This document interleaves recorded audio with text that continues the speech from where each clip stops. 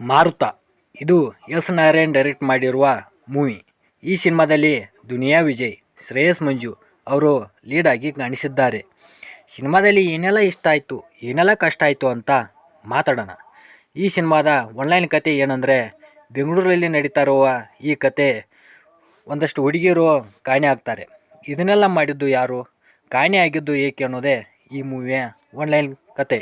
ಮೂವಿಯಲ್ಲಿ ಇಷ್ಟ ಆಗಿದ್ದು ತಂದೆ ಮಗನ ನಡುವೆ ನಡೆಯುವ ಸಂಭಾಷಣೆ, ಅಲ್ಲಿ ಎಲ್ಲ ಪಾತ್ರಗಳ ಅಭಿನಯ ಇಷ್ಟ ಆಗುತ್ತೆ.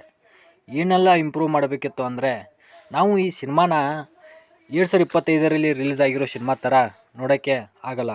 ಒಂದು 5-6-7 ವರ್ಷದ ಹಿಂದೆ ರಿಲೀಸ್ ಆಗಿರೋ ಸಿನಿಮಾ ಥರ ಇದೆ.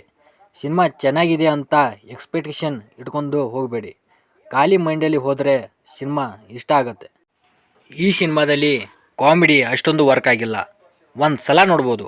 ಇದೇ ರೀತಿ ಯಾವುದಾದ್ರೂ ಮೂವಿ ಅಪ್ಡೇಟ್ ಬೇಕಂದರೆ ಕಮೆಂಟ್ ಮಾಡಿ, ನಾನು ನಿಮಗೆ ಅಪ್ಡೇಟ್ ಕೊಡ್ತೀನಿ. ಪ್ಲೀಸ್ ಲೈಕ್ ಮಾಡಿ, ಸಬ್ಸ್ಕ್ರೈಬ್ ಮಾಡಿ. ಬಾಯ್.